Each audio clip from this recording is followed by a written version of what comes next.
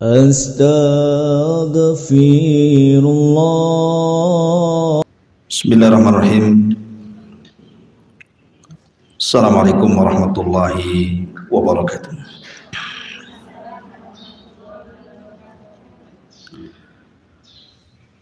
Alhamdulillah wassalatu wassalamu ala Rasulillah wa ala alihi wa sahbihi wa mawalah wa la hawla wa la quwata illa billahi wa ba'du.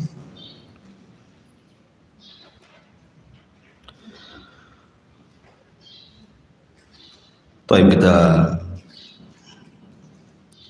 lanjutkan kajian kita, masih membahas tafsir,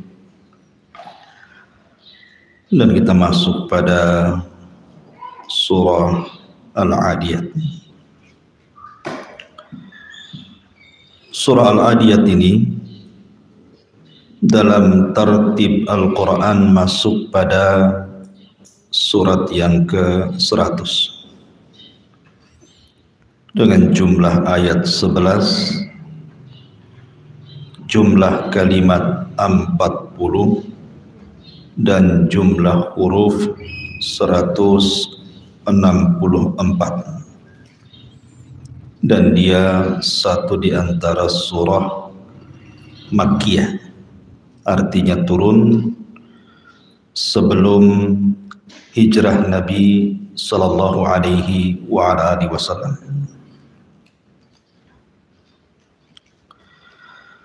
Adapun sebab turun daripada surah Al-Adiyat ini, sebagaimana dikatakan oleh Al-Imam Al-Muqatil rahimahullahu ta'ala, bahwa Nabi sallallahu alaihi wasallam suatu ketika mengutus sariyah. Sariyah itu artinya pasukan yang tidak diikut sertakan Nabi di situ. Artinya Rasul tidak terlibat dalam pasukan itu. Itu disebut sariyah. Untuk menyerang salah satu perkampungan dari perkampungan Kinanah. Nah, Nabi sallallahu alaihi wasallam ketika itu memilih Al-Mundhir Ibn Amr Al-Ansari radhiyallahu an sebagai pemimpin pasukan. Ada yang mengatakan Ali, ada yang mengatakan yang lainnya. Maka berangkatlah pasukan ini, semua berkuda, tidak ada yang jalan kaki, semua menggunakan kuda. Rupanya sudah berhari-hari pasukan ini diberangkatkan. Tiba-tiba lost kontak. Rasul tidak tahu kabar pasukan ini, menangkah, kalahkah, karena lama tidak sesuai dengan target. Karena Nabi SAW itu kalau membuat sebuah peperangan pasti ada target. Sekian hari, sekian minggu, sekian bulan gitu ya. Tapi kok pasukan ini tidak ada kabar gembira dan juga tidak ada kabar sedih. Nggak jelas pasukan ini ada di mana. Sehingga kemudian orang-orang munafik, mereka membuat kegaduhan di kota Madinah dengan cara bahwa pasukan yang diutus Rasul kalah perang, semua mati dibunuh, dan kuda-kudanya diambil sebagai harta rampasan perang oleh orang-orang kafir. Tentu Nabi SAW sedihlah ketika melihat pasukan tiba-tiba dihabarkan seperti itu, karena bagaimanapun Nabi SAW menghendaki keselamatan para sahabat itu. Mereka punya anak, punya istri, dan begitu seterusnya. Tapi kadang berita ini sudah menyebar, maka membuat kesedihan di tengah-tengah kaum muslimin, termasuk apa yang dialami Rasul. Ketika Nabi SAW sedang bersedih seperti ini, Sementara orang-orang munafik senang-senang saja karena mereka menyebarkan berita hoax gitu ya, untuk menyakiti Rasul dan sahabat. Di sini Allah Subhanahu wa taala turunkan ayat atau surah Al-Adiyat bahwa yang tersebar berita itu adalah berita hoax, tidak benar. Kalau pasukan itu dibantai semua, kudanya menjadi harta rampasan perang. Justru mereka sedang perang. Dan peperangannya digambarkan dalam surat ini. Mereka sedang perang dan digambarkan peperangannya, dan berakhir dengan kemenangan. Allah Subhanahu wa taala berfirman, wal 'adiyati dhabha fal muriyati qadha fal mughirati subha fa'atharna bihi naq'a fawasatna bihi jam'a. Di sini Allah Subhanahu wa taala menggambarkan kepada Rasul bagaimana kondisi perang pasukan yang diutusnya itu, yang dipimpin oleh Al-Mundhir ibn Amr al-Ansari. Allah mengatakan wal 'adiyati dhabha, demi kuda-kuda perang. Dhabha yang sedang terengah-engah mengeluarkan suara, karena kuda itu punya 3 suara. Suara ketika diam berbeda dengan suara ketika berjalan, berbeda ketika suara ketika berperang ya. Jadi Nabi SAW digambarkan mereka sedang berperang dan kuda-kudanya pun ikut perang. Nanti saya jelaskan keutamaan kuda dalam Islam. Kemudian Allah katakan fal muriyati qadha, dan demi kuda-kuda perang yang memercikkan api dari kaki-kaki mereka, menunjukkan bahwa peperangan terjadi di malam hari. Karena kalau siang hari nggak nampak api-apinya kan, kuda ikan pakai sepatu besi itu. Kalau dihentakkan ke batu kan muncrat tuh itunya ya, kembang apinya itu. Alhamdulillah semalam nggak ada kembang api, nggak tahu di sini. Jadi Rasul digambarkan mereka sedang berperang dalam kondisi gelap. Kapan perang itu terjadi? Maka Allah katakan fal mughirati subha, mereka sedang menyerang di waktu subuh. Nanti saya jelaskan keutamaan waktu subuh. Fa'atharna bihi naq'an, dan kuda-kuda perang itu mungkin lagi mereka sedang berkecamuk perang sehingga menimbulkan debu-debu yang melayang. Fawasatna bihi jam'a, dan demi kuda-kuda perang yang sedang berada di tengah-tengah peperangan. Maka surah Al-Adiyah ini membantah isu-isu orang-orang munafik bahwa pasukan ini sudah kalah perang, dibantai, kudanya ditahan. Ternyata bukan seperti itu. Allah mewahyukan bagaimana kondisi para sahabat, semua selamat dan mereka menang perang. Ini sekilas tentang asbab nuzul daripada surah Al-Adiyat. Taib, kita masuk pada tafsirnya. Allah Subhanahu wa taala berfirman, wal 'adiyati dhabha. Di sini Allah Subhanahu wa taala bersumpah dengan kuda perang. Ada yang mengatakan bahwa al-'adiyati dhabha ini bukan bercerita perang, tetapi cerita orang yang sedang haji.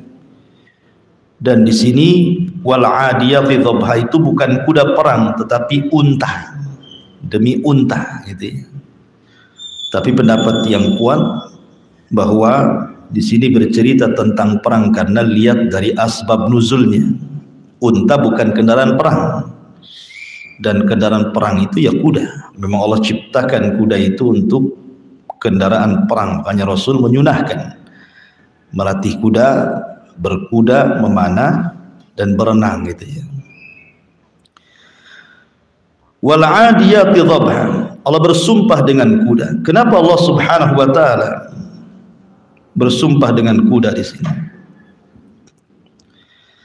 Karena di antara sekian banyak binatang yang memang dikhususkan untuk berperang itu, yang sangat bisa untuk dibawa perang itu hanya kuda. Selain kuda sulit. Makanya Nabi Shallallahu Alaihi Wasallam menjelaskan bahwa pada ubun-ubun kuda itu ada berkah. Nabi mengatakan al khairu fi nawasihal khair ma'qudun, dalam kuda itu di dalam ubun-ubunnya ada kebaikan yang terikat ila yaumil qiyamah, sampai kiamat dibangkitkan. Dalam riwayat al khairu ma'qudun fi nawasil khair, bahwa kebaikan itu terikat pada ubun-ubun kuda.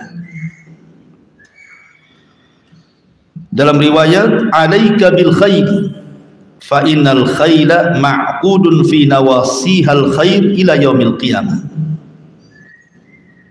Kalian harus berkuda, karena dalam kuda itu terikat pada ubun-ubunnya kebaikan sampai kiamat dibangkitkan. Dan riwayat-riwayat yang semakna banyak. Salah satunya juga riwayat yang dikatakan al-khailu salasatun, farasun yarbituhu ar-rajulu fi sabilillah. Salah satunya adalah kuda yang digunakan seseorang untuk jihad di jalan Allah Subhanahu wa taala.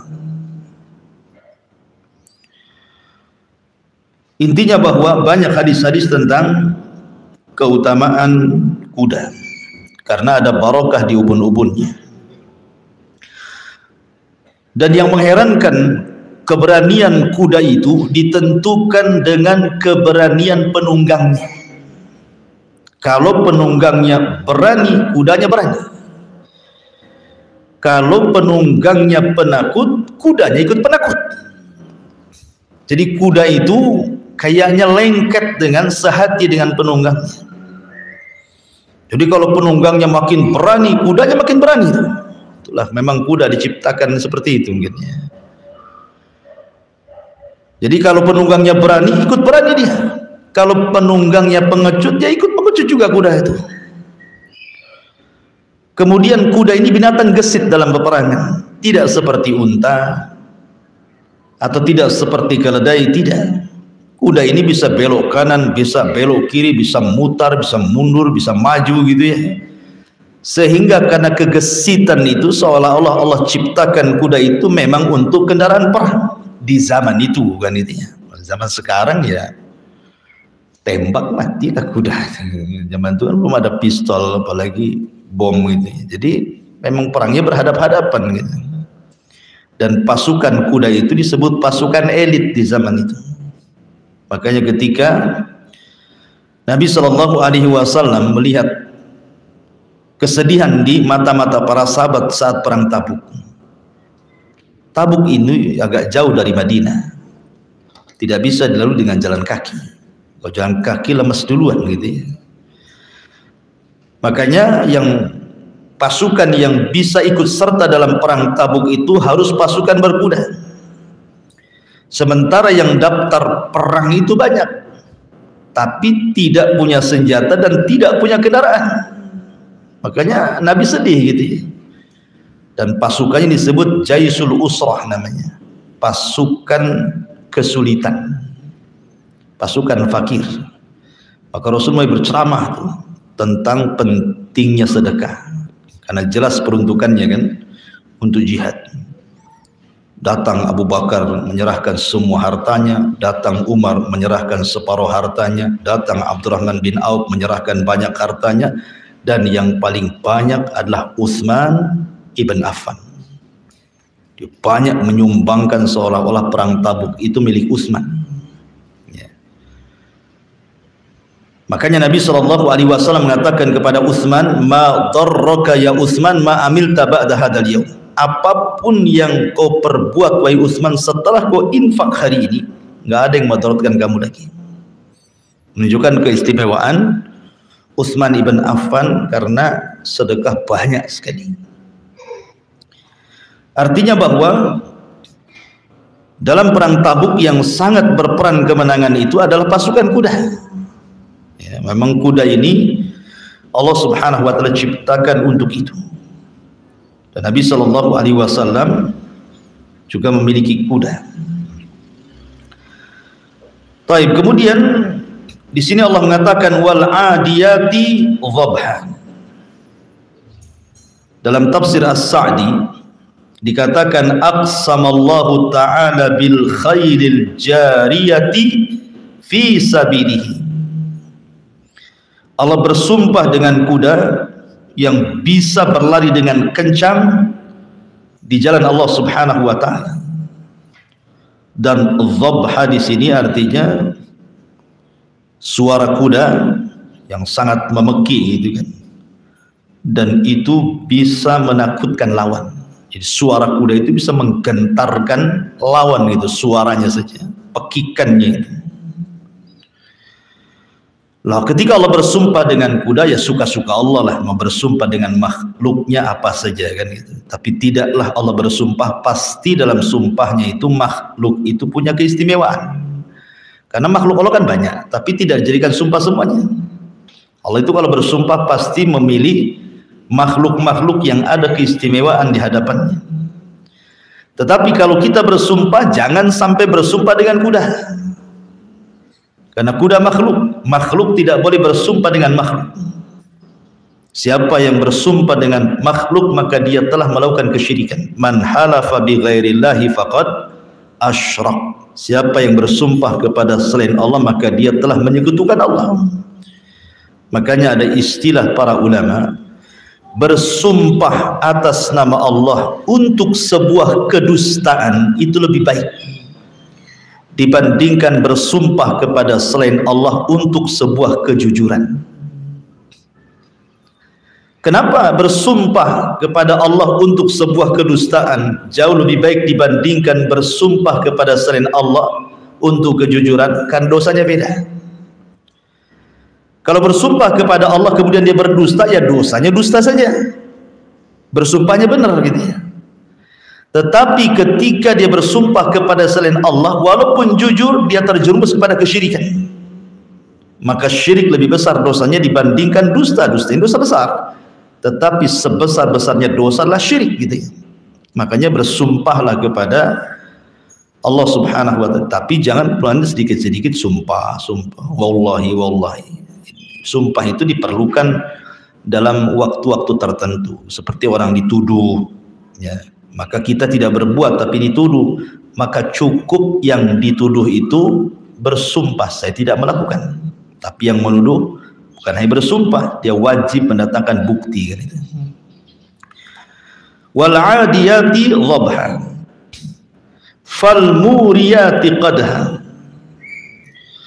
Fal muriyat artinya fal mukidati bihawafiriha nara. Wa dzalika min syiddati aduwiha. Jadi fal muriyah itu artinya percikan-percikan api yang keluar dari kaki-kaki kuda, maksudnya dari sepatu-sepatu kuda itu. Qadha, dan ini menunjukkan bahwa peperangan itu sangat sengit sekali. Karena kalau kuda langkahnya pelan-pelan dan mengeluarkan api lah kan itu. Memang kuda ini lagi bergerak ke sana kemari, beradu kaki dengan batu gitu. Makanya ini betul-betul sedang berkecamuk di tengah-tengah peperangan. Kemudian fal mughirati subha. Sedikit saya terangkan agak panjang. dan para sahabat menyerang musuh di waktu subuh. Mungkin sering saya ulang-ulang, tapi nggak apa-apa. Sesuatu yang terulang itu semakin lengket gitu ya.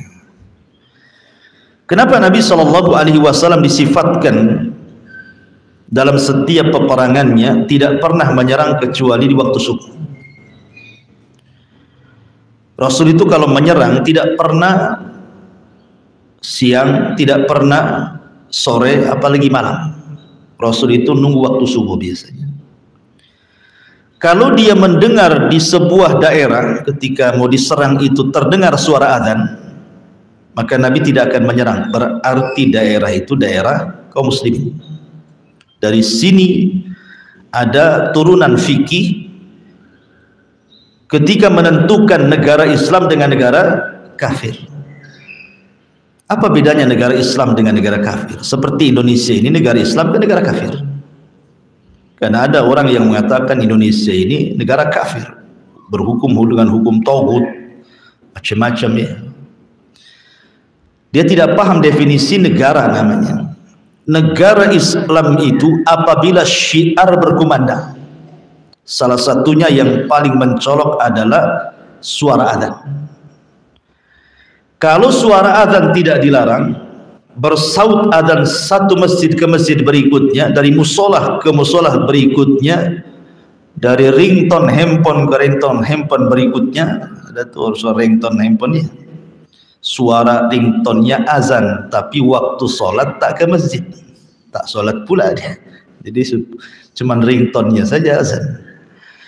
Jadi ketika suara azan di mana-mana dan tidak dilarang pemerintah, apalagi syiar-syiar yang lainnya juga, otomatis kalau azan tidak dilarang, ya sholat tidak dilarang lagi kan gitu, secara otomatis itu.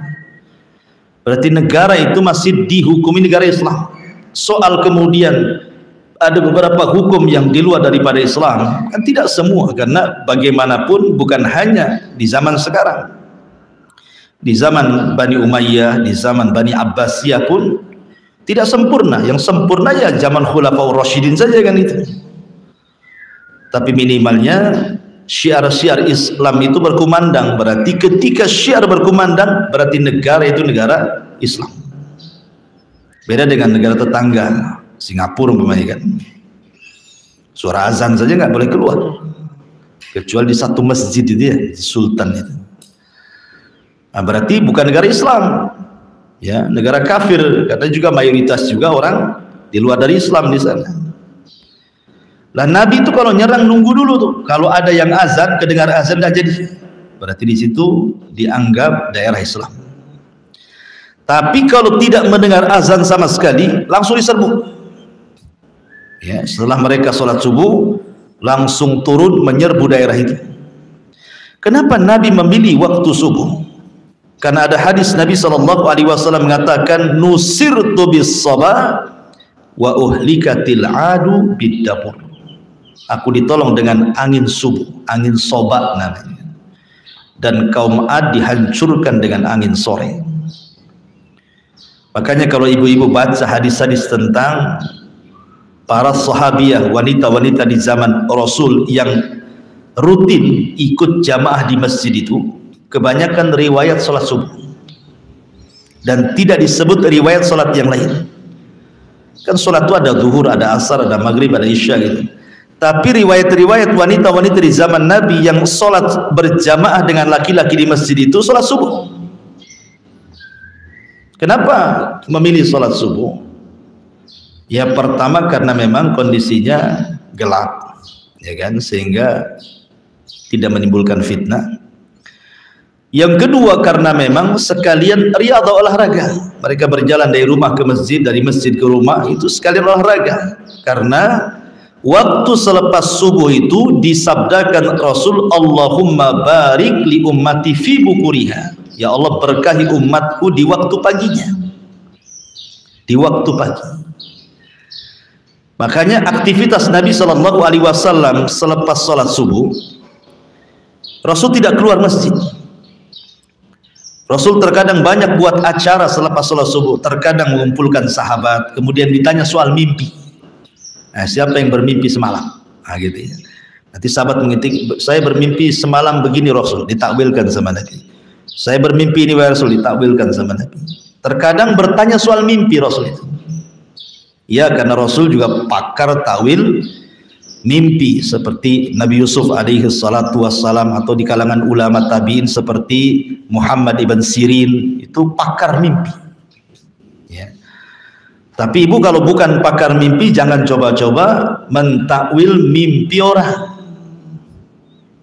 Suaminya mimpi, dalam mimpinya maaf selingkuh dengan tetangganya, diceritakan pak sama ibu. Oh kalau gitu oh selingkuh ya, padahal mimpi kan, jadi ribut gara-gara mimpi jadinya. Ya.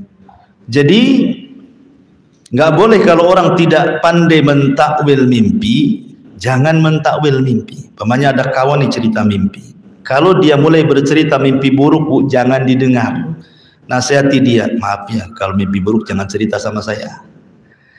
Kalau mimpi baik, takwilkan yang baik. Makanya mimpi baik boleh diceritakan, mimpi buruk tidak boleh. Karena mimpi baik kalau diceritakan, pas ditakwilkan baik, diaminkan malaikat, jadi sebuah kenyataan kan itu. Terkadang Nabi SAW mengajarkan para sahabatnya berceramah, mengajarkan ilmu. Terkadang Rasul aktivitas sendiri saja. Habis sholat subuh ya berzikir, baca Quran sampai waktu syuruk. Rasul mengajarkan kepada para sahabat 2 rakaat syuruk, dan itu pahalanya besar kan itu ya. Kata Nabi SAW, siapa yang sholat subuh kemudian tidak beranjak pada tempatnya, dia pun mengingat Allah Azza wa Jalla sampai matahari terbit meninggi 1 tombak, lakukan 2 rakaat syuruk, pahalanya kahajjati wal umrah taman kata Rasul, seperti haji dan umrah secara sempurna. Bayangkan haji itu berapa biayanya bu, apalagi zaman sekarang. Jangan haji umrah aja dipersulit. Tahun kemarin malah ditutup, tak boleh haji karena corona kan. Kalau ingin dapat pahala haji, gitu saja ibu kalau di rumah. Makanya di rumah itu ibu sediakan mihrab lah, jadi di kamar tapi ada khusus tempat sholat, di pojok sebelah mana. Jangan pula pindah-pindah, kadang di dapur lah, kadang di ruang tamu sholatnya. Jadi khususkan, walaupun rumah tidak harus lebar, tidak harus luas, sempit, tapi ada tempat khusus maksudnya di situ. Buat mihrab sebelah mana gitu, sajadahnya jangan dirobah-robah di situ saja. Seperti Maryam punya mihrab sendiri gitu ya. Supaya di situ khusus tempat sembahyang, bersihkan semua. Jadi di situ tempat rahmat turun. Makanya karena wanita kan tidak wajib ke masjid, makanya harus punya mihrab sendiri. Ya, punya tempat sembahyang sendiri di rumah. Jangan dipindah-pindah. Di situ saja. Lah, supaya dapat keutamaan ini. Sekarang kan tidak beranjak dari tempatnya kan, berarti di situ saja. Kemudian berzikir, baca Quran gitu ya. Kemudian nggak lama dari subuh ke syuruk itu 1 jam paling, ya kan? Baru sholat 2 rakaat selesai. Itu aktivitas Nabi seperti itu. Ditambah juga memang di waktu subuh itu ada angin berkah. Setiap peperangan itu Rasul ditolong dengan angin berkah itu. Makanya nasihat para ulama itu, kalau habis subuh, kalau memang cuacanya baik, maksudnya tidak hujan lah, maksudnya tidak mendung, coba buka jendela, buka pintu gitu ya, supaya angin soba itu masuk sehingga membawa berkah ke dalam rumah. Makanya Ibnul Qayyim mengatakan, siapa yang tidur selepas subuh tidak diberkahi keluarganya, tidak diberkahi pekerjaannya, tidak diberkahi kehidupannya. Kenapa? Karena itu waktu turun berkah di situ masalahnya. Rahasia hidup manusia 1 hari itu ada di waktu itu masalahnya kan. Makanya jangan tidur di situ. Ingatkan kalau suami tidur lagi, jangan tidur lagi lah gitu. 1 jam saja lah, tidak lama kan. Ya. Jangan ayam pula dapat berkah ya. Ayam tidak tidur 1 jam segitu tuh. Kemudian juga selain daripada angin soba dan juga turunnya berkah di waktu subuh itu, menyehatkan badan ya. Bisa membuang sirkulasi angin masuk rumah kan, berganti tuh sirkulasinya kan. Artinya banyak kebaikan di waktu subuh. Kemudian Allah mengatakan fa'asar nabihi naq'ah. Di sini fa'athar nabihi naq'ah, yang namanya peperangan ya sudah wajarlah menimbulkan debu di mana-mana, apalagi memang kondisi di sana kan bukan perang di hutan. Ya perang di tanah terbuka, di padang pasir, banyak batu, banyak pasir, ya wajar debu di mana-mana. Dan kuda-kuda yang menghamburkan debu-debu ke langit. Kemudian fawasat nabihi jam'ah, di mana para sahabat ini dengan kuda-kudanya betul-betul sedang berkecamuk di tengah-tengah peperangan. Mereka sedang menyerang. Ini gambaran-gambaran sumpah dengan kuda ini. Setiap sumpah dalam Quran mesti ada jawabannya. Untuk apa Allah bersumpah? Kan itu yang mesti ada pertanyaan. Untuk apa Allah bersumpah? Jawabannya untuk ini. Innal insana li rabbihi lakanut. Sesungguhnya manusia terhadap nikmat Rabbnya selalu kanut. Kanut itu artinya jahud. Jahud itu artinya selalu mengeluh, menentang, berpaling. Nikmat Allah ini banyak, sampai-sampai Allah katakan wa in ta'uddu nikmatallah la tuhsuha, kan? Kalau ibu menghitung nikmat Allah dengan alat apapun tidak akan kehitung, karena tidak terbatas nikmat Allah itu. Jangankan jauh-jauh lah, ibu ngaca saja itu semua nikmat Allah, kan? Tengok mata, alhamdulillah. Coba mata diletakkan di kaki, jadi mata kaki. Susah mau mandang. Kenapa letakkan di atas? Supaya bisa mandang, nikmat kan itu. Mandangnya saja sudah nikmat, diletakkan pula di tempatnya makin nikmat. Telinga di samping kiri, samping kanan, sempat di atas kepala ngadap ke langit apa enggak? Hujan masalah gitu, Bu. Jadi mendengarnya saja sudah nikmat, diletakkan pada tempatnya aja sudah nikmat lagi. Dan dua-duanya mendengar sama pendengarannya. Coba kalau seandainya yang lain beda kan repot kita ini. Mata juga memandang sama dua-duanya fungsinya. Kalau mandang uang 100 ya tetap uang 100. Nggak mungkin yang satu 2000, yang satu 100 kan itu. Artinya disamakan, diseimbangkan. Tangan juga sama, nggak panjang sebelah gitu. Kaki nih kalau panjang sebelah susah mau jalan, kayak orang pincang jadinya. Jadi oksigen macam-macam lah, belum lagi darah bermacam-macam warna darah, macam-macam lah kalau kita cerita nikmat. Itu yang ada pada badan kita. Makanya Allah mengatakan wa fi anfusikum afala tubsirun. Dan pada diri kalian itu ada nikmat yang harus kalian lihat sebenarnya. Lebih daripada itu, Allah Subhanahu wa taala berfirman, Allahu akhrajakum min butuni ummahatikum la ta'lamuna syai'an. Ketika kita dikeluarkan dari perut ibu kita, kita kan tidak mengetahui sesuatu. Sedikit pun kita tidak mengetahui apa-apa. Kita bisa lihat bayi yang baru dilahirkan, kan? Melihat saja tidak, mendengar saja tidak. Kadang-kadang bergerak saja susah. Mau minum saja harus disusui, mau makan harus disuapi gitu ya. Itu waktu kita bayi itu. Maka Allah katakan wa ja'ala lakumus sam'a, baru Allah perdengarkan, jadi mendengar dia. Wal absar, Allah berikan penglihatan, jadi melihat. Wal afidah, Allah berikan akal dan hati, jadi cerdas ya. Akhirnya dengan penglihatan dia bisa belajar, dengan mendengar juga sama. Akhirnya ketika dia sudah diberikan hati, punya akal, kemudian cerdas, yang satu jadi dokter, jadi insinyur, jadi jenderal, presiden, menteri, semuanya gitu. Apa sih fungsinya? Lihat ujung ayat, la'allakum tashkurun, agar kalian bersyukur sebenarnya itu. Tapi tidak pernah kita bersyukur. Kadang-kadang kalau ditanya itu, sering saya katakan, kadang-kadang ada orang kalau setiap ditanya itu jawabannya susah. Pernah ibu kan ya? Gimana kondisinya? Susah Ustadz. Nanti ketemu lagi. Gimana sudah baikan? Masih susah. Susah ketemu. Masih susah aja setiap ketemu. Jadi kita susah, jadi ikut susah jadinya ya. Melihat kesusahan orang, kita pula yang susah. Males lah mau tanya, si susah terus kan. Seolah-olah dunia ini diciptakan itu susah untuk dia. Dia tidak pernah melihat bagaimana nikmat yang di badan kita itu sudah kaya sebenarnya di itu. Makanya ketika Ibrahim ibn Adham Kalau tidak salah seorang ulama zuhud, ya kan? Ada orang mengeluh ekonomi di zamannya. Susah lah, susah, sedikit susah. Akhirnya dipanggil sama Ibrahim bin Adham. Sini kamu. Kalau kamu ingin kaya, maukah kau lepas matamu? Ku beli sekian ratus dirham. Kalau kau ingin kaya, potong tanganmu, ku beli dengan sekian ratus dirham. Potong telingamu, ku beli sekian ratus dirham. Potong kakimu, saya beli sekian ratus dirham. Kamu kan uang banyak tuh jadinya. Dia mengatakan tidak maulah kan itu ya. Artinya bahwa kalau dia paham harga mata, harga telinga, harga kaki, harga tangan, pasti dia akan mengatakan dia kaya nikmat.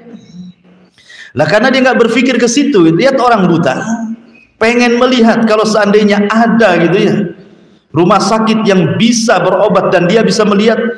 Terkadang walaupun dia susah, dia akan cari itu uang untuk supaya matanya melihat kan gitu. Karena coba orang-orang yang mungkin Allah ya takdirkanlah kecelakaan, yang tadinya bisa berjalan akhirnya pakai tongkat. Itu kalau melihat orang yang jalannya tegap itu berangan-angan, kapan aku seperti dia gitu sebenarnya. Cuman kadang-kadang kita tidak berpikir seperti itu.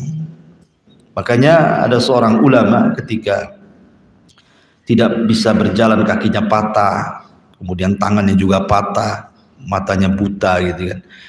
Dia masih mengatakan alhamdulillah, segala puji dan puja hanya milik Allah Subhanahu wa taala yang masih menganugerahkan aku dan melebihkan aku dibandingkan yang lainnya. Jadi yang sebelahnya ngomong, kenapa kau mengatakan seperti itu? Gue jalan pun tidak, tangan pun tak ada, mata pun buta gitu ya. Tapi dia mengatakan, ya, aku masih lebih utama dari si fulan ibn fulan. Jadi orang yang syukur nikmat itu salah satunya adalah dengan melihat nikmat yang ada, kemudian lihat kekurangan orang gitu maksudnya. Saya memang tidak bisa jalan, saya buta, tapi ada yang lebih parah lagi, berbaring nggak bisa apa-apa gitu kan. Pemain seperti itu. Makanya kalau dalam urusan dunia supaya kita mudah bersyukur itu, lihat ke bawah. Jangan lihat ke atas. Kalau lihat ke atas capek lah kan itu, pegel tuh. Kasihkan terpen pun tetap saja pegel dia kan. Kalau ke atas, makanya kalau urusan dunia lihat ke bawah. Tapi kalau urusan agama jangan pula lihat ke bawah. Nggak apa-apa, saya hafal 5 surat, si anu 1 surat pun tak hafal. Bukan begitu. Ya, urusan agama jangan lihat ke bawah. Urusan agama lihat ke atas. Cemana dia bisa 1 juz hafal? Kok saya nggak hafal? Lam yakunil saja dibulak-balik, si lam yakunil terus. Jadi kalau urusan agama itu jangan sekali-kali lihat ke bawah, nggak akan berkembang. Ya, pahalanya nggak nambah-nambah. Tapi kalau urusan dunia, kata Rasul, unduru ila man huwa asfala minkum wala tamduru ila man huwa fawqakum fahuwa ajdar alla tajdar nikmatallah alaihi, kata Rasul. Lihat ke bawah, jangan lihat ke atas, supaya kita lebih pantas dan bisa bersyukur akan nikmat. Alhamdulillah saya masih bisa berjalan, si anu pincang. Saya masih bisa ngontrak, si anu di kolong jembatan gitu ya. Jadi masih harus seperti itu. Innal insana li rabbih lakan. Ya, karena memang khuliqal insan halu'a. Dalam riwayat ayat yang lain, manusia itu diciptakan mudah berkeluh kesah, sedikit-sedikit ngeluh, sedikit-sedikit ngeluh. Itulah manusia. Wa innahu ala dzalika lasyahid. Dan sesungguhnya dia sendiri manusia itu tahu kalau dia itu suka mengeluh.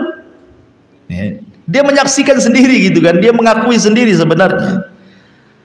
Sebab kalau dia tahu nikmat Allah itu banyak yang diberikan kepada kita.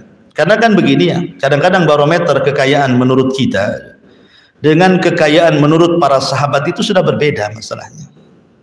Makanya ketika sahabat ditanya soal makna ghina, mana kaya itu, maka sahabat mengatakan, selama seseorang itu bisa makan 1 hari itu, kemudian punya rumah sehingga dia terbebas dari hujan dan panas, kemudian punya pasangan suami istri yang saling melindungi, berarti Anda sudah kaya. Kenapa? Karena banyak di luar sana yang justru tidak tiga-tiganya, gitu ya. Bahkan ketika dikatakan oleh Rasulullah SAW kepada seseorang, kamu punya pembantu, maka sahabat ini mengatakan, punya wahai Rasul, idan anta malik, kalau begitu kau raja, katanya. Gitu kan. Punya pembantu saja Rasul mengatakan kita jadi raja. Kenapa? Karena bisa memimpin satu orang, gitu ya.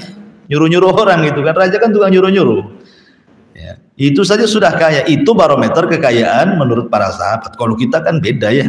Kalau kita ini kalau kaya, kalau punya kos-kosan 10 gitu ya. Mobilnya berjejer tapi rental gitu. Wa innahu lihubbil khairi lasyadid. Kenapa manusia itu bisa kanut? Ya, mudah berpaling, mudah i'rad begitu ya, mudah menentang, mengeluh, berkesah. Ini sebabnya. Wa innahu lihubbil khairi lasyadid. Karena manusia itu kepada dunia cintanya melampau. Harta dalam bahasa Arab itu disebut mal. Mal dalam bahasa Arab itu dari mala yamilu mailan, artinya kecenderungan untuk memiliki, kecenderungan cinta untuk menguasai, kecenderungan kepada sesuatu untuk menguasai, itu disebut harta. Makanya dalam surah Al-A'la Allah mengatakan bal tu'thirunal hayatad dunya, bahkan kalian lebih memilih kehidupan dunia. Padahal kita sudah yakin wal akhiratu khairun wa abqa kan. Kalau orang Islam, apalagi ibu sudah ngaji, pasti kalau ditanya lebih baik dunia atau sorga, pasti ya sorga jawabannya. Tapi dalam kehidupan nyata itu hanya di lisan saja yang ngomong begitu. Ya termasuk saya pribadi, termasuk ibu, termasuk hampir semua kena. Kecintaan kepada dunia ini lebih dibandingkan kecintaan kepada akhirat. Karena masalahnya kecintaan kepada dunia ini mencakup semua aspek kehidupan manusia. Sering saya contohkan dalam hal kecil saja, dalam hal kecil ya, dalam dunia apa saja, dunia pendidikan lah contohnya. Banyak orang tua kalau dia kurang agama, masih awam itu, dia rela loh sampai bisa menjual sawah, menabung, menyekolahkan anaknya. Tapi lihat jurusannya semua dunia. Yang satu kedokteran, yang satu insinyur, yang satu ekonomi, yang ada gitu kan. Anaknya tidak ada satupun yang dipesantrenkan. Alasannya apa? Ustaz, kalau saya pesantrenkan, saya kan dokter. Nanti anak saya nggak jadi dokter. Dunia kan. Cita-citanya itu dunia. Kenapa? Saya ini insinyur. Kalau saya mondok di Jabal Uhud, mana jadi insinyur dia kan? Insinyur hutan yang ada. Jadi terkadang masalah-masalah pendidikan saja kita melampau urusan dunia itu lebih dibandingkan urusan agama kan. Bahkan ada yang lebih ekstrim lagi, ngapain masuk pesantren? Jadi apa anak kamu? Kerjanya gimana? Ijazahnya udah kemana-mana. Itu artinya apa? Wa innahu lihubbil khairi lasyadid. Atau contoh yang lain, ibu ini kalau beli baju pasti kan milih bu ya, nggak mungkin nggak milih lah ibu itu, pasti milih. Pertama lihat baju kawannya dulu, wah cantik bajunya nih, beli di mana? Tengok mereknya kan itu ya, murah apa mahal? Terkadang mahal pun kalau sudah cocok tuh pengen dibeli, dia bisa nabung loh untuk beli baju.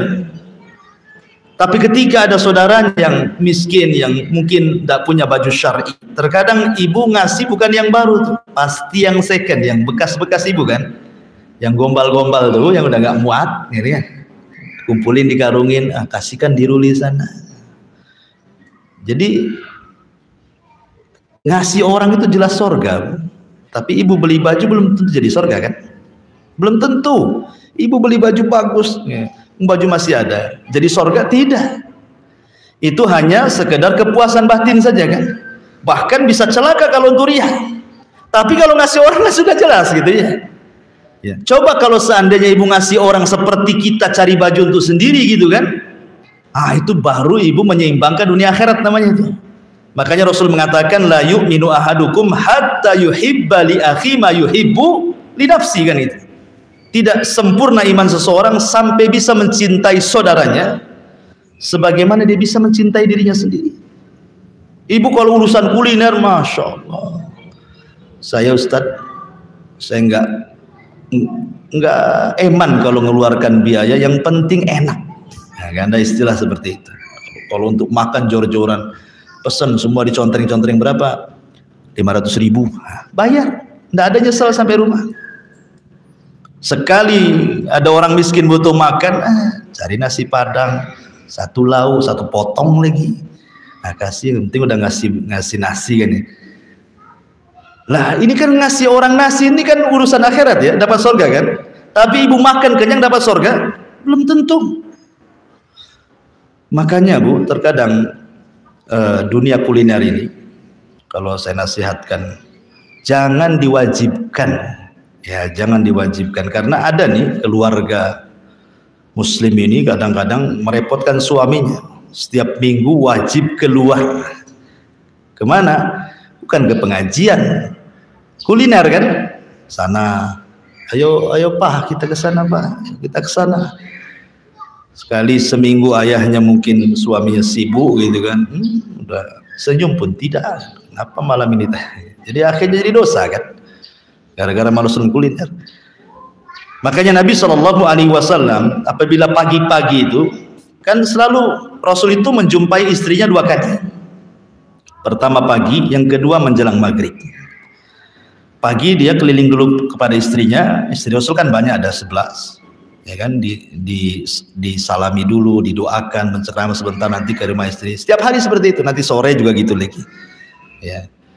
Tapi kalau di pagi hari aktivitas Rasul, kalau mau sarapan itu pertanyaannya sederhana. Hal indakum syai'un.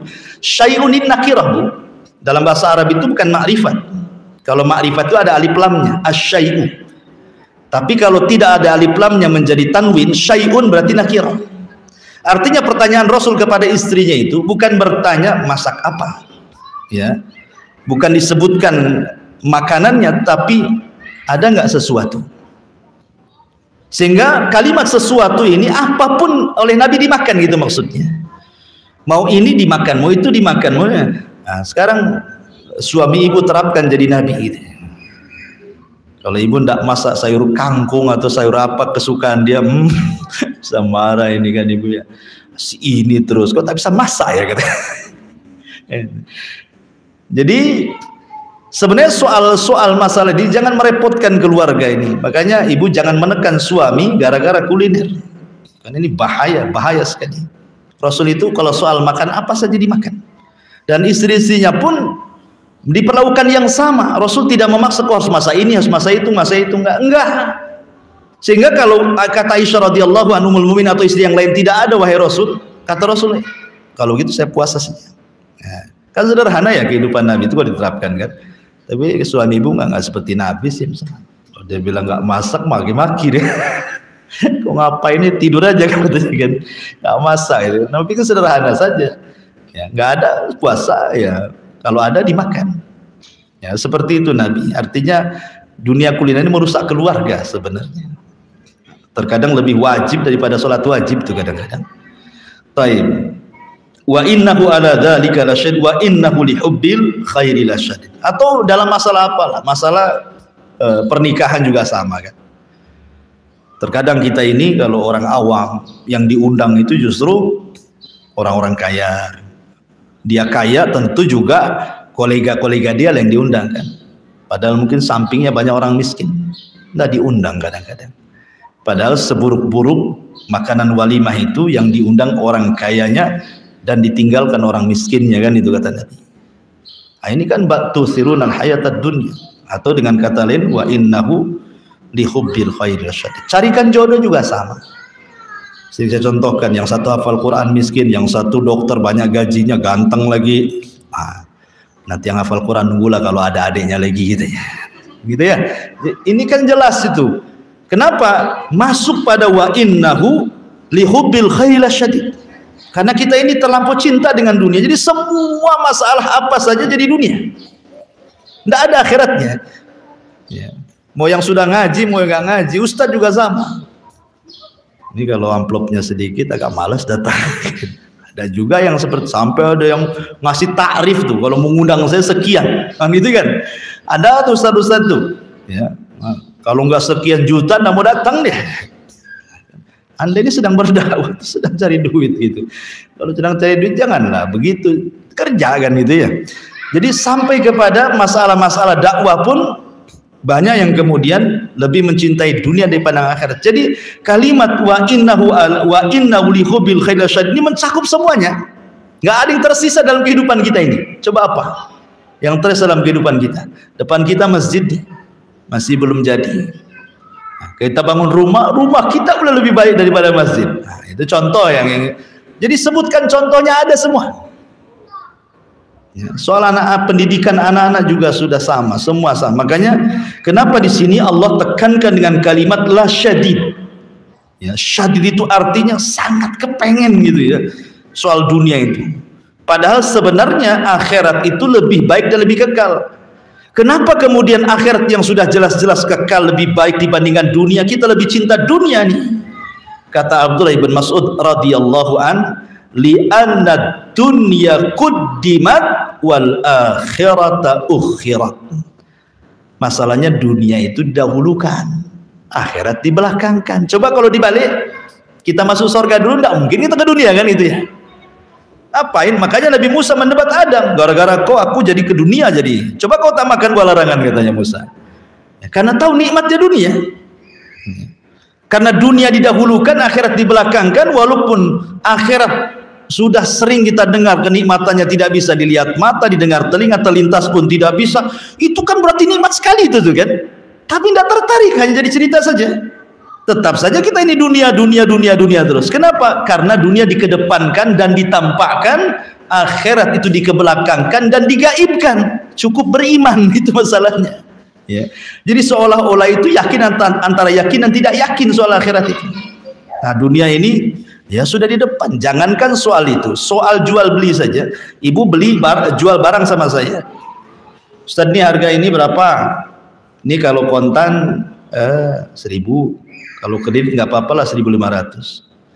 Bagi penjual lebih baik kontan daripada kredit, ya kan? Kenapa? Karena kontan sudah jelas dapat duit lagi kan.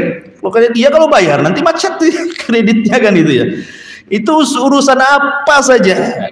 Ya, makanya sifat-sifat seperti ini sifat manusiawi gitu ya.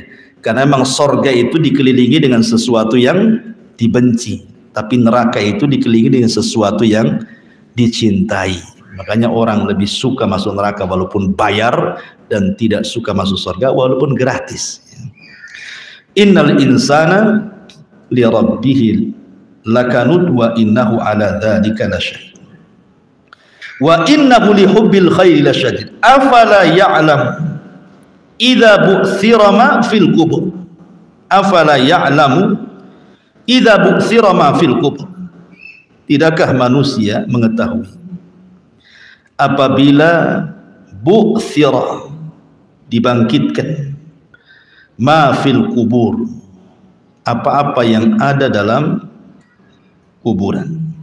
Kata Syekh Sa'di, afala ya'lamul insan ma yantadiruhu idza akhrajallahu al-ummahat minal quburi lil hisabi wal jaza. Artinya, apakah manusia itu tidak mengetahui apa yang ditunggunya apabila Allah keluarkan kita dari kuburan, di hadapannya sudah dibentangkan hisab dan juga balasan. Orang kalau beriman dengan hari kehidupan setelah kematian, pasti orang itu akan terlahir menjadi amanah, jujur, disiplin, dan begitu seterusnya. Kenapa? Karena setiap ucapan ada tanggung jawabnya, setiap perbuatan ada tanggung jawabnya, setiap amalan ada balasannya. Oh, seperti itu. Kalau yakin nih, kalau saya ngomong nanti ada balasannya, nggak jadi dia ngomong, ya kan? Oh, kalau ngomong baik balasannya surga, pasti dia akan tata bahasanya. Orang melangkah ke tempat maksiat, nggak jadi. Kenapa? Nanti maksiat ada balasannya, diarahkan ke tempat yang halal, kan begitu. Jadi setiap orang kalau yakin ada kehidupan setelah kematian, pasti baik tuh hidupnya. Makanya kalau kita melihat ya, waroknya para ulama, zuhudnya para ulama, amanahnya para ulama itu luar biasa. Saya contohkan Muhammad ibn Sirin rahimahullah ta'ala, ulama tadi, dia itu seorang pengusaha kaya, dia ulama kaya, Muhammad ibn Sirin ini.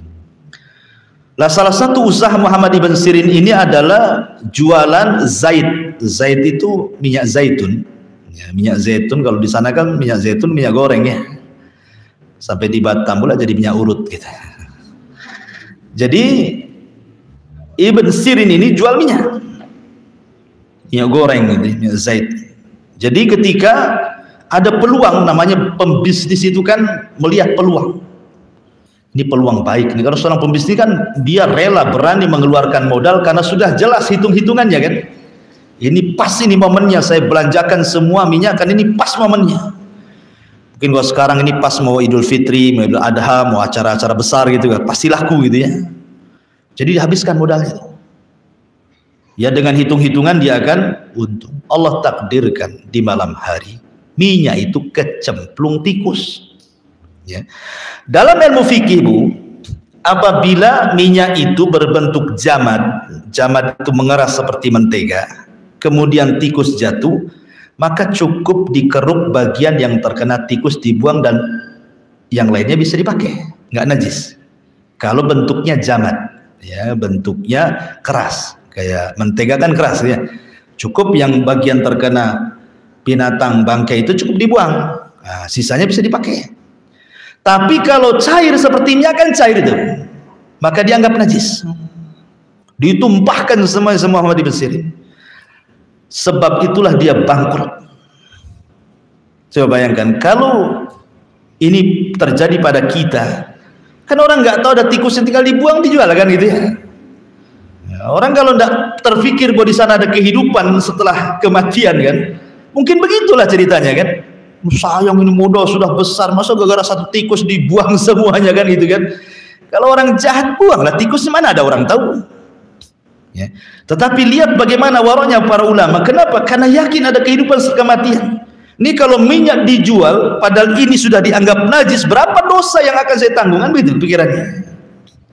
Makanya Abu Hanifah, ma'ruf Abu Hanifah, seorang pengasas mazhab Hanafi, dia pengusaha kain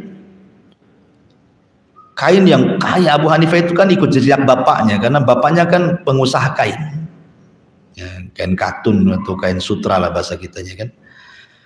Jadi ketika dia sudah jadi pengusaha besar Abu Hanifah itu, jadi ada yang order kain di daerah lain gitu ya. Dia punya pembantu namanya Bishr, pembantu dalam pegawainya. Dia mengatakan, wahai Bishr, ambil nih kain ini, bawa ke sana, ada yang pesan. Nanti tolong jelaskan, di sini ada cacatnya sedikit. Jelaskan sama dia. Kalau dia mau silahkan, kalau nggak mau bawa balik. Akhirnya sama Bishr dibawa kain itu. Kain itu banyak, mahal. Ketika sampai di konsumen, lupa pula Bishr ini menjelaskan cacat yang dimaksud Abu Hanifah gitu maksudnya. Langsung main jual, kemudian dapat uang, pulang. Jadi ketika sampai mau menyerahkan uang kepada Abu Hanifah bertanya, sudah disampaikan amanah bahwa tadi ada beberapa kain ada cacatnya. Kata Bishr, astagfirullahaladzim, lupa wahai imam, katanya. Lihat apa yang dilakukan Abu Hanifah. Ini modal besar ya. Kata Abu Hanifah, ambil nih uang ini, kamu sedekahkan kepada anak yatim, katanya. Kamu sedekahkan kepada fuqara wal masakin, ambil uang. Coba kan, untuk membalas apa? Cacat yang sedikit tadi. Padahal kan cacat sedikit saja kan, tapi karena waroknya Abu Hanifah tidak mau. Makanya untuk sebagai imbalannya supaya dia tidak terkena syubhat tadi, dia sedekahkan semuanya tuh. Wah, coba kalau para pedagang kayak gitu kan, makmur dunia ini. Ya, pedagang tidak. Timbangan bagus-bagus dibuat pabrik, nggak ada ganjel, dikasih ganjel sama dia, gitu kan. Meteran sudah pas-pas 1 meter dikurangi 1 senti. Ya. Takaran juga sama, sengaja dipukul bawahnya biar dengok ke ke dalam, jadi nggak pas kan satu gantang kan. Itulah orang-orang itu ngurangi tikaran, ngurangi meteran, ngurangi timbangan, dikurang-kurang semuanya. Tapi kalau jadi pembeli maunya ditambah, tambahlah. Masa segini tambah? Itu biasa ya. Kalau nggak mau tambah saya beralih ngancam pula dia katanya. Begitu guys. Itulah namanya wailun lil mutaffifin. Kenapa? Karena tidak ingat ada kehidupan setelah kematian. Karena Allah mengatakan wa hussila ma fis sudur. Kata Syekh Sa'di, istikhraju mastutira fis suduri min khairin aw syarrin. Di dunia, Bu, kita bisa menyembunyikan hasad, bisa menyembunyikan suudzon, bisa menyembunyikan dendam, dengki. Ya, kita bisa pura-pura baik sama orang padahal jahat sama orang. Orang hasad kan? Pamannya saya hasad sama ibu. Saya tidak perlu menampakkan hasad saya kan? Pura-pura baik padahal saya orang hasad sama ibu. Di dunia bisa disembunyikan tuh. Di akhirat nggak bisa. Semua yang ada pada dada kita itu sudah ada catatannya. Makanya sering saya katakan catatan manusia itu ada dua. Ada catatan yang bergabung dengan seluruh umat sejak zaman Nabi sampai hari ini, sampai ibu hidup ini. Jadi ibu nanti catatannya akan dijadikan satu dengan Abu Bakar, Umar, Utsman, Ali, Imam Syafi'i, Abu Hanifah, para ulama semuanya akan jadi satu catatan. Di situ kita akan dipermalukan karena kita akan dibaca catatan kita, semua lihat. Ya, oh selama ini kau hasad, kau dusta, kau dendam, kau ini, semua tahu. Ya, ada catatan yang dipegang sendiri. Ini catatan yang dipegang sendiri itu untuk mengklopkan antara perbuatan kita dengan catatan. Dalam hadis Ibnu Tokoh itu kan, ada orang datang dengan bawa 99 catatan, kata Allah bentangkan satu catatanmu.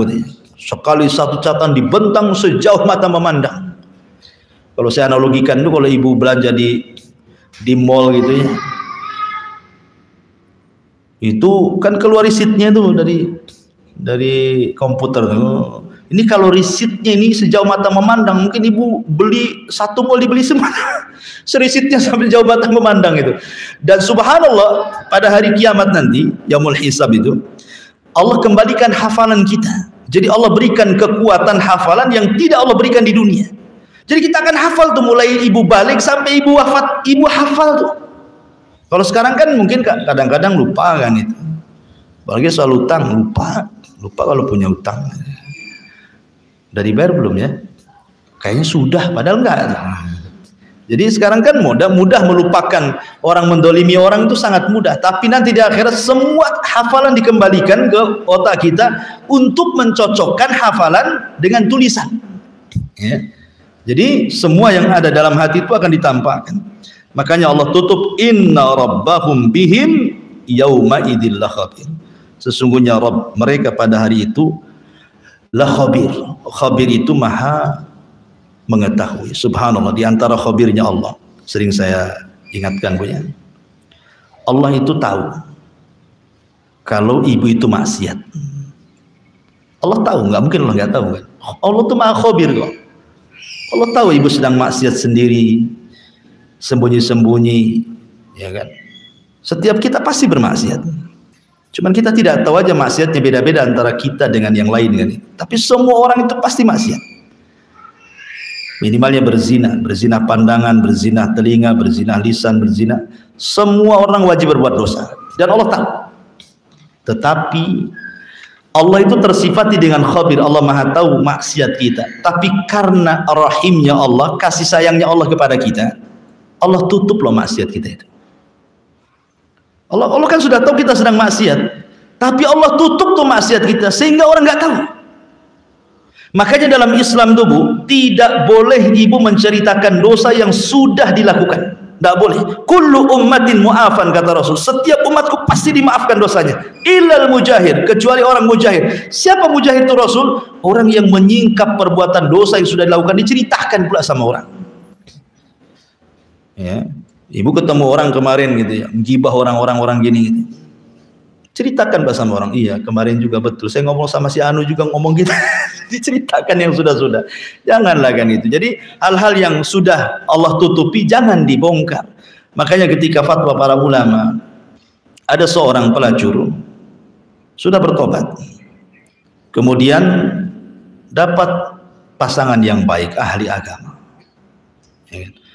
Apakah seseorang ini harus jujur kepada suaminya kalau dia mantan pemain malam, pemain remang-remang gitu ya, ataukah tidak perlu? Kata para ulama tidak perlu. Allah sudah tutup aibmu dari suamimu, jangan diceritakan, karena tidak semua cerita didengar, tidak semua cerita ikhlas orang itu. Kau sudah ceritakan, sudah cukup Anda dengan Allah saja, gitu maksudnya. Jangan cerita walaupun kepada suami. Taunya suami ketemu kita baik-baik, gitu saja maksudnya. Ataupun sebaliknya, mungkin suaminya bejat dapat istri soleh, jangan diceritakan, awak ini mantan preman dulu. Tidak perlu cerita kayak gitu. Pokoknya ketemu baik-baik, itu yang jadi catatan sudah. Jadi nggak ada lagi, karena biasanya tersakiti orang gara-gara itu. Nah, dalam urusan rumah tangga saja harus saling menutup, tidak semua harus tahu. Dan jangan ingin tahu. Nah, itu yang penting. Kadang ibu ini nekan suami, akhirnya banyak dusta. Suami yang tadinya jujur jadi banyak dusta. Gara-gara apa? Gara-gara komunikasi. Nelpon nggak dibalas, marah kan gitu ya. Kok dibalas-balas sih? Kamu di mana? Oh, gitu ya. Akhirnya lama-lama mungkin suami jujur, lama-lama dia dusta dia. Nah, ngajari orang dusta jadinya. Husnudzon sajalah, bismillah, tawakkal Allah. Ya. Karena yang membolak-balikan hati manusia kan bukan ibu sama suami, enggak bisa. Suami nggak bisa diatur. Yang bisa ngatur itu Allah. Minta Allah yang ngatur, gitu maksudnya. Kalau ibu ngatur mana bisa? Hati orang itu dia genggaman jari jemari Allah Azza wa Jalla. Yuqallibu kaifa yasha. Allah bisa membalikan sesuka hati dia. Mau keras hari itu jadi keras, mau lemah lembut hari itu mau lembut. Begitulah Allah Azza wa Jalla. Maka minta kepada zat yang membolak-balikan hati. Minta supaya suaminya dirubah, suaminya begini. Kalau minta sama suami itu himbauan, bang, tolonglah robah. Ya, paling gitu saja, gitu kan. Ya saja kalau suami itu simpel dia. Nanti diulang lagi seperti itu. Nah, tapi kalau Allah yang membolak-balikan hati dia, siapa yang bisa Allah buat dia halus menjadi keras? Tidak akan bisa. Sebagaimana Allah tetapkan dia keras hati, ibu mau lembutkan dia tidak bisa, gitu kan. Makanya karena kita ini bukan memegang hati orang, kita punya tetangga keras, doakan saya, Allah mudah tetangga ini agak lembut lah kan. Nanti mudah-mudahan lama, insya Allah kalau berdoa, masa dari sekian ratus doa nggak ada yang diijabah. Ini kemudian diantara makna khabir juga, Allah tahu kita maksiat. Selain Allah tutup hebatnya Allah gitu, kita punya Tuhan ini rahim betul-betul. Allah tidak membalas setiap kita maksiat. Tapi Allah kasih kesempatan loh ya. Kesempatan lama sampai kita wafat loh. Coba kalau seandainya satu kali maksiat, satu kali tamparan saja. Sekali maksiat tok gitu kan, sakit umpamanya kan. Mungkin orang itu tidak mau hidup mungkin kan itu. Tapi karena rahimnya Allah, Allah tidak langsung balas, dikasih kesempatan. Ya. Ayo maksiat, tapi kasih kesempatan bertobat gitu. Jadi selain menutupi aib Allah itu juga, pada Allah itu khabir loh ya. Tapi juga Allah memberikan kesempatan untuk bertobat. Bertobat kepada Allah Azza wa Jalla. Inna rabbahum bihim yawma idzin la khabir. Wallahu a'lam. Ini uraian tafsir Al-Adiyat. Baik, kita buka tanya jawab, silakan. Iya.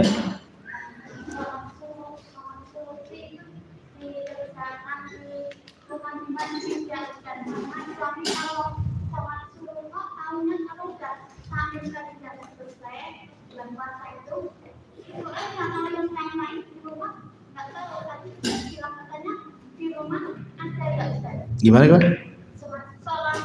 Salat syuruk ya. Itu bagi perempuan lah di rumah. Enggak, Nabi itu contohkan untuk laki-laki dan perempuan. Kalau perempuan ya di rumah lah salat syuruk. Ya di rumah, tetapi makanya saya katakan tadi buat di rumah tuh tempat mihrab khusus, tempat sholat, jangan dipindah-pindah di situ. Nah di situ, nah, ibu sholat subuh di situ, dikir di situ sampai terbit sholat syuruk di situ. Ada yang mengatakan syuruk itu duha yang diawalkan. Sebagian ulama mengatakan syuruk itu duha yang diawalkan. Ada yang mengatakan duha sendiri, syuruk sendiri, dan itu yang kuat. Ya, bagi ulama yang mengatakan itu duha yang diawalkan ya mereka ada dalilnya. Tapi ulama yang mengatakan itu syuruk sendiri, duha sendiri ada dalilnya. Cuman kalau laki-laki dianjurkan di masjid, kalau perempuan ya di rumah. Karena bagaimanapun sholat terbaik bagi perempuan itu makin ke dalam makin baik di rumah. Cuman boleh ke masjid dengan syarat gitu yang ketat gitu ya.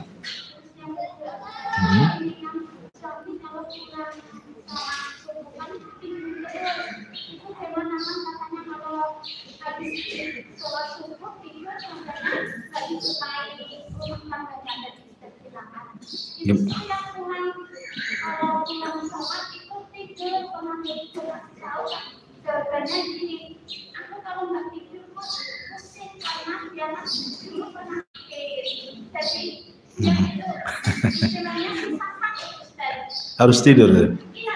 Itu sugesti itu. Kalau sugestinya itu dibalik gitu kan. Kalau nggak tidur saya sehat gitu kan. Mungkin berbeda. Iyalah itu sugesti namanya. Sugesti itu apa ya? Bahasa sugesti itu apa, Bu? Keyakinan berlebihan, sugesti itu ya. Keyakinan yang berlebihan itu sugesti. Jadi kayak orang minum bodrek. Kalau sudah bodrek saja, sekali paramek nak mempan tuh kepalanya. Tetap aja mikir gak hilang-hilang. Itu sugesti namanya. Dirobah sedikit-sedikit. Dirobah saja, bilang sama suaminya dirobah.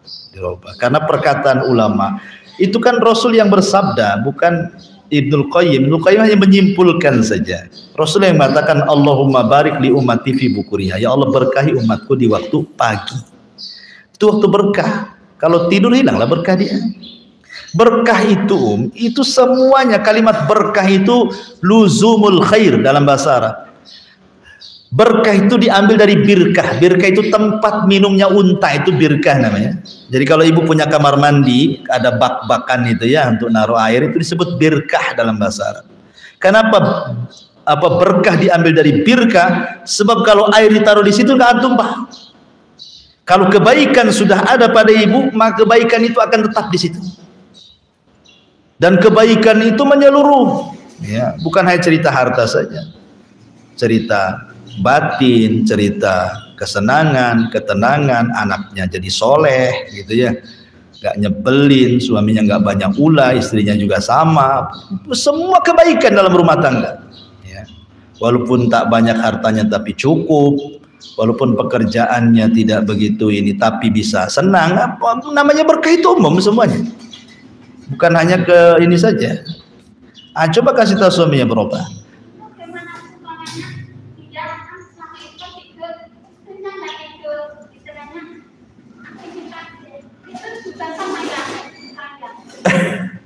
Ya istrinya diberkahi, suaminya diberkahi. Iya. Ya kalau bisa itu sama-sama lah, dibiasakan. Sekali-kali tidur enggak apa-apa. Kalau memang sakit perlu, tapi jangan dibiasakan gitu maksudnya ya. Justru waktu subuh ke syuruk itu karena waktu berkah. Di situ rahasia rizki manusia. Minta kepada Allah, ya Allah tambahkan ilmu, ya Allah tambahkan rizki yang halal, ya Allah tambahkan amal saya diterima. Harusnya kan berdoa itu di waktu itu. Karena ketika kita umpamanya bekerja nih, kalau pagi hari kita berdoa supaya dapat rezeki halal, insya Allah mungkin dapat yang halal. Tapi kalau tidak berdoa terkadang masuk ke yang haram, masuk ke yang syubhat. Kita nggak tahu namanya kan. Pagi zaman sekarang ya kan, zaman sekarang mana peduli syubhat haram, nggak peduli. Bahkan ada istilah yang lebih parah gitu, yang haram saja susah, kok pula suruh cari yang halal katanya kan. Karena ada cerita-cerita seperti itu. Artinya ya cobalah dirubah kan bisa lah masa. Dan itu kan cuma 1 jam saja. Kalaupun mau setelah matahari terbit, tidurlah situ.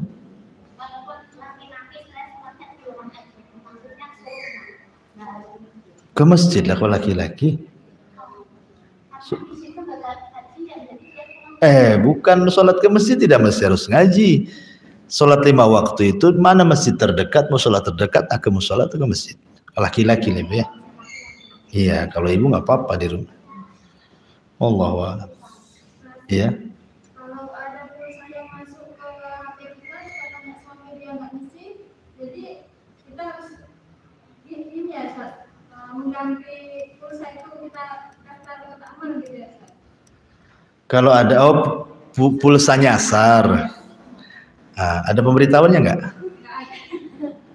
Jangan-jangan Suami nggak? lagi ngeprank nggak suami? Nggak. Ya sebaiknya kalau pulsa nyasar, kalau ibu takut itu bagian dari syubhat, ya ambil saja, diuangkan, disedekahkan, itu lebih baik kan itu. Tapi kalau ada bonus-bonus gitu kan, dari Telkomsel atau dari apa tuh, biasanya ya sudahlah, mereka yang ngasih, kita nggak minta. Kecuali kalau kita pasang sekian dapat pulsa sekian, itu judi namanya maksudnya. Tapi kalau dari mereka ngasih ya hadiah, apa masalahnya, ya kan? Tapi kalau itu bagian daripada takut syubhat, ya sedekahkan saja. Ya senilai yang masuk itu. Iya. Kan ada nomornya, itu nggak ada nomornya ya kalau gitu ya. Nomor pengirimnya ya. Oh ya, taib. Karena saya nggak pernah dikirim pulsa juga. Banyak orang yang nanya itu, gitu. Nanya tapi nggak kirim pulsa, jadi jawabnya malas, jadi ngabisin pulsa ini kan. Memang enak jadi dokter itu daripada jadi ustadz ya. Konsultasi 300, padahal belum itu resep tuh, ngasih resep baru ngomong aja kan. Ustadz ini konsultasi 24 jam tak bayar. Itulah wa innahu li hubbil khairi lasyadid. Nah, masuk juga tuh contohnya. Iya. Iya.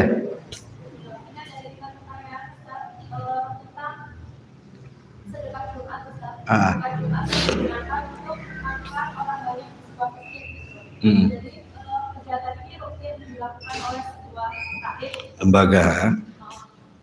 Yang ditanyakan apakah di situ dibolehkan, terus dengan pahalanya itu lebih besar ketika kita memberikan orang yang di situ belum tentu fakir, belum tentu miskin, kan? Tapi kita kasih di situ. Terus yang kedua, apa diperbolehkan orang yang nasab itu makan dari hasil pengumpulan orang banyak untuk Jumat sedekah itu?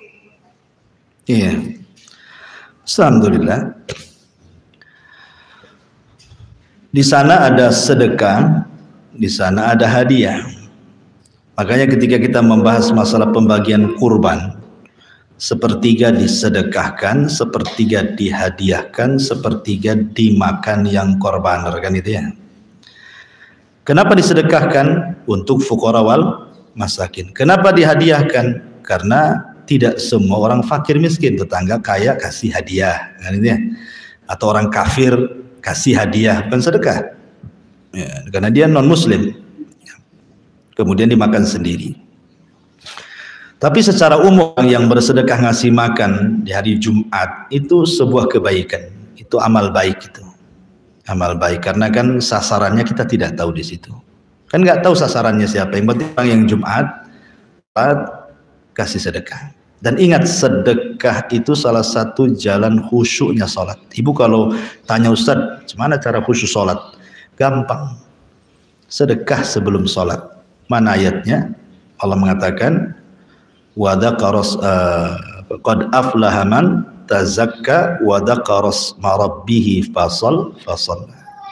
Allah mengatakan, qad aflaha man tazakka, sungguh beruntung orang yang tazakka. Tazakka itu membersihkan jiwa, artinya bersedekah. Kemudian wa dzakara asma rabbih, kemudian dia ketika masuk ke masjid dia membaca Allahumma ftah li abwaba rahmatik. Fa shalat, kemudian salat. Kata ulama, tartib ini bisa jadi khusyuk. Kalau ingin khusyuk salat, sedekah dulu, baru berdoa, baru salat.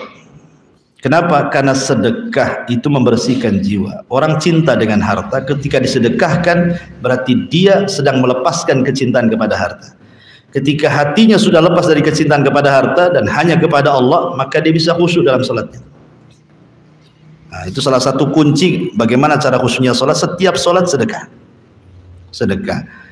Gimana caranya cari orang miskin? Buatlah kaleng di rumah, ya kan, ditulisi untuk anak yatim, fakir miskin, untuk masjid, untuk apa gitu kan. Habis sholat kasih 2.000 sholat, 2.000 sholat, kan enak ya. Tapi ditukar dulu, jangan 100.000 bankrupt pula, diambil lagi nanti. Butuh diambil lagi, makanya ditukar banyak gitu ya, recehan sikit kan bisa ini. Kalau 100 dibuat 100.000 dibuat 100 perakan kan, oh, bisalah 3 tahun. Taib. Jadi kembali ya masalah sedekah tadi. Gak apa-apa, sedekah kan kita kan intinya niatnya kepada fuqara wal masakin. Dan kalau aglabnya orang masjid itu memang orang nggak mampu, ya adalah orang-orang yang kaya di situ, ya enggak apa-apa. Kita kan niatnya untuk fuqara masakin. Karena kan nggak tahu masjid itu orang miskin kah nggak orang miskin kan. Ya kan salah, hukumnya diambil dari keumuman saja. Saya bersedekah orang miskin karena orang yang datang ke masjid biasanya tidak, kita nggak tahu, hanya satu dua aja mungkin ya, tetangga-tetangga gitu. Ya nggak masalah. Ya. Kemudian orang yang masak boleh nggak makan? Ya sekarang gini masalahnya, niat dia masak untuk sedekah itu. Nah, itu kembali kepada ayat tadi. Ya, wa innahu li hubbil khairi lasyadid tadi kan. Niatnya apa gitu? Kalau niatnya lillah, murni karena Allah Azza wa Jalla, ya dia akan sedekahkan semuanya. Capeknya dia, laparnya dia, hausnya dia, itu ada pahala sendiri. Nah ini penting, makanya kenapa orang harus yakin dengan pahala itu. Contoh ini, anak ngurus orang tuanya, tapi saudara-saudara yang lain itu tidak pernah ngurus orang tuanya, entah ngerantau di mana-mana. Akhirnya kemudian orang tuanya mengatakan, nak, karena kamu yang sudah ngurus saya, ini rumah ini milik kamu. Saudara-saudaramu itu kurang ajar semua sama saya, katanya. Jangan senang bu, tidak boleh. Walaupun ibu yang ngurus dia, tetap tidak boleh mendolimi ahli waris kan. Jangan pula aku yang ngurus ibuku, ya sudah pantas tidak. Itu namanya tidak ikhlas ketika ngurus orang tua kan. Tetap dibagi sesuai waris dan dia akan dapat pahala besar di surga karena ngurus orang tuanya. Nah, kalau gara-gara itu hilanglah pahalanya jadinya kan. Nah, contoh seperti itu ya, yang mungkin untuk mendekatkan pemahaman. Ya tapi kalau seandainya kita memakan tidak berlebihan di situ dan diberikan izin dari donaturnya, sih tidak ada masalah. Hanya sekedarnya saja di situ kan. Apalagi dia juga orang fakir. Nah, wallahu a'lam.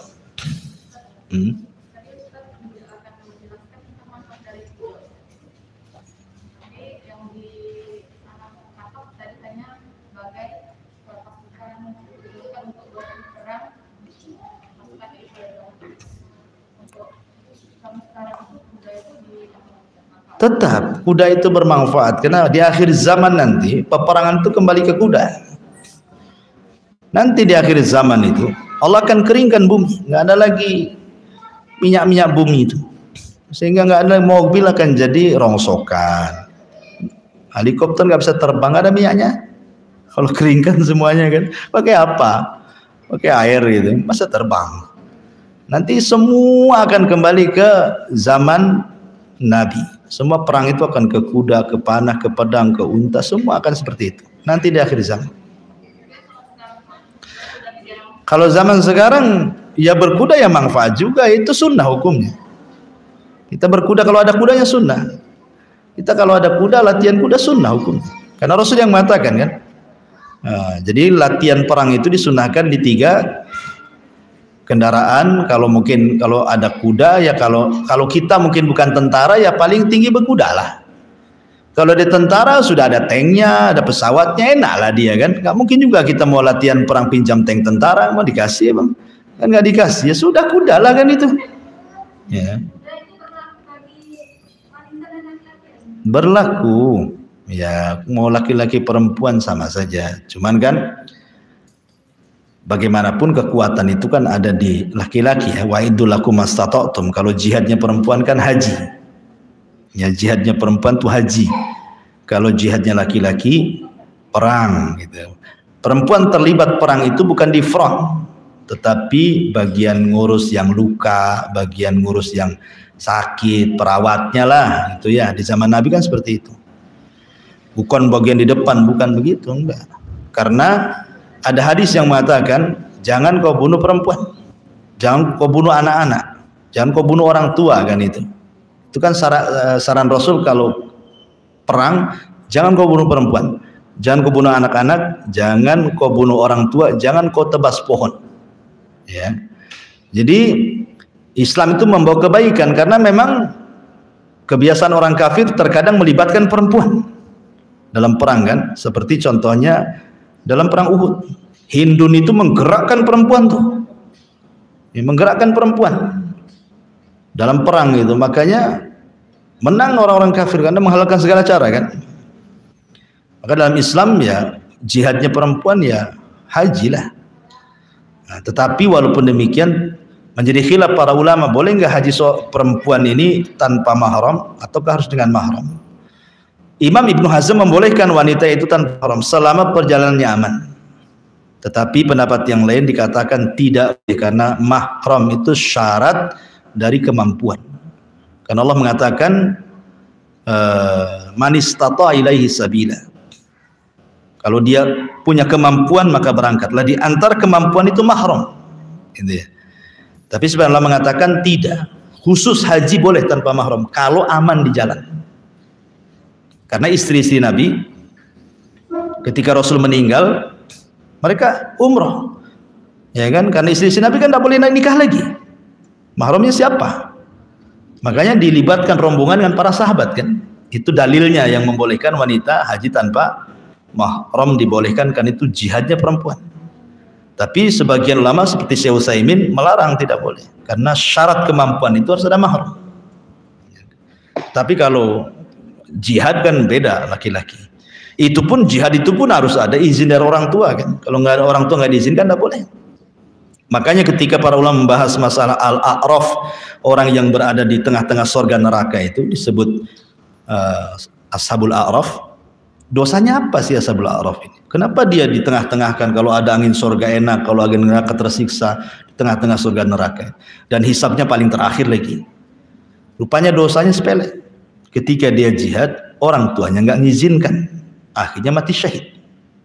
Ya, syahidnya masuk surga, tidak izin orang tuanya masuk neraka. Di tengah-tengah dia jadinya. Itulah dosanya ashabul a'raf itu. Gara-gara nggak izin jihad. Makanya ketika ada orang yang datang kepada Rasul dari Yaman, jalan kaki loh, Rasul alhiqni bil jihad, Rasul libatkan aku dalam jihad. Kata Rasul, ahayun walidaik, hidup orang tuamu masih. Kau sudah izin? Sudah, tapi keduanya menangis. Artinya tidak redho kan gitu ya. Kata Rasulullah, irji fa fihi ma fajahid, sebaiknya kau pulang, berjihadlah untuk orang tuamu, buat orang tuamu tertawa sebagaimana kau buat orang tua menangis. Jadi walaupun jihad tetap ada syarat-syaratnya kan. Sebagaimana laki-laki juga ada syaratnya ketika jihad, perempuan juga sama ketika haji ada syarat-syaratnya. Wallahu a'lam. Ya.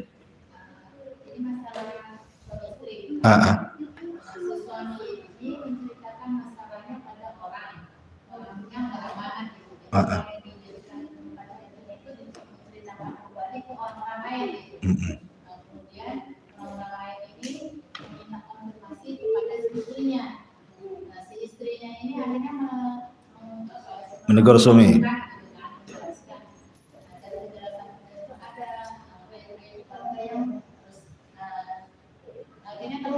Iya.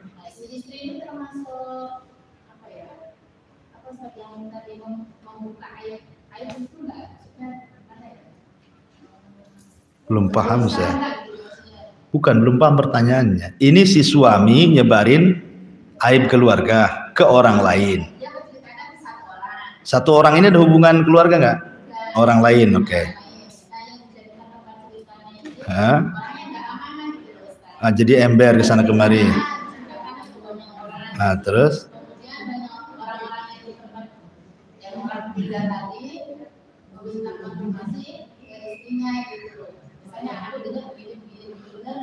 Oh gitu. Iya.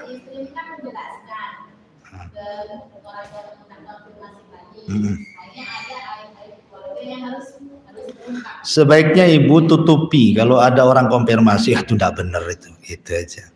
Suami itu tidak benar itu nggak kayak gitu, ditutupi aja ibu. Jadi ada yang nutup, ada yang buka keran, ada yang nutup keran gitu loh. Jangan pula dibuka semuanya, kerannya habis nanti akhirnya terbongkar semua aibnya nanti. Jadi kalau memang ya salah satunya yang berakal lah, salah satu yang berakal, jangan ikut pula, jangan ikut emosi juga kan itu. Ya kalau bisa nasihati suaminya bisa nasihati, kalau enggak ya kadang-kadang ada beberapa suami yang keras kepala gitu kan, harus dikasih oli itu kepalanya biar encer.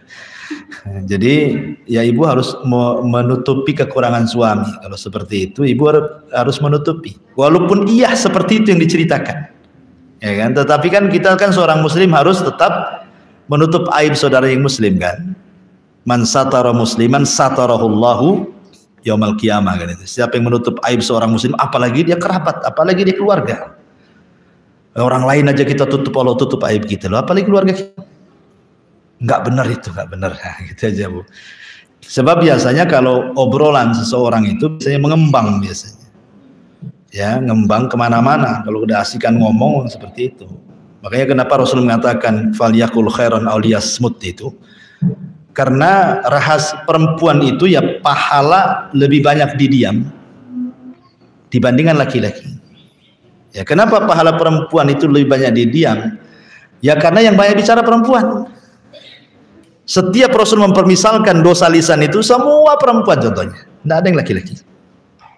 Karena laki-laki itu biasanya dosanya lain, mukul, bunuh gitu ya. Nah, kalau perempuan itu semua lisan. Kalau sudah mencontohkan dosa lisan mesti contohnya perempuan. Dalam hadis-hadis.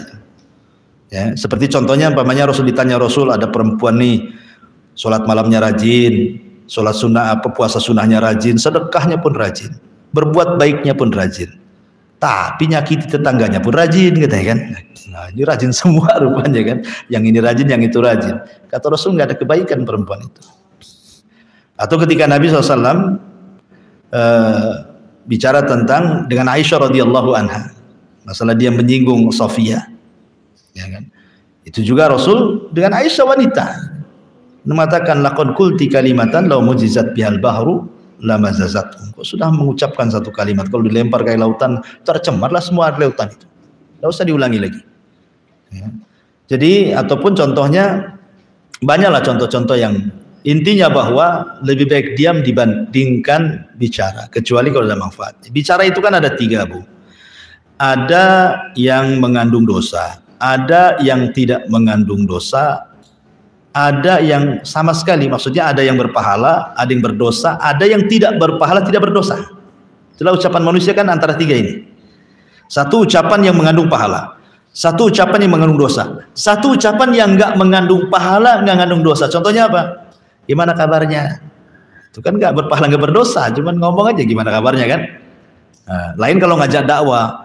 Ngajak dakwah berarti ucapannya berpahala, ngajak maksiat berarti ayo kita gibah, itu berdosa gitu ya. Nah, tapi bagaimana kabarmu? Nah, semua dicatat. Baik yang berdosa, yang berpahala, yang tidak berdosa, semua dicatat. Cuman yang tidak berdosa dan tidak berpahala tidak dihisab, dicatat tapi tidak dihisab. Tapi yang ada kandungan dosa, yang ada kandungan pahala itulah yang dihisab. Ada hisab mudah, ada hisab yang sulit ya. Intinya saling menutupi, Bu. Kalau suaminya ember, ibu pula jadi tutup ember gitu ya. Maksudnya seperti itu. Wallahu a'lam. Cukup ya. Subhanaka bihamdika asyhadu an la ilaha illa anta astaghfiruka wa atubu ilaik. Allahu ta'ala. Assalamualaikum warahmatullahi wabarakatuh.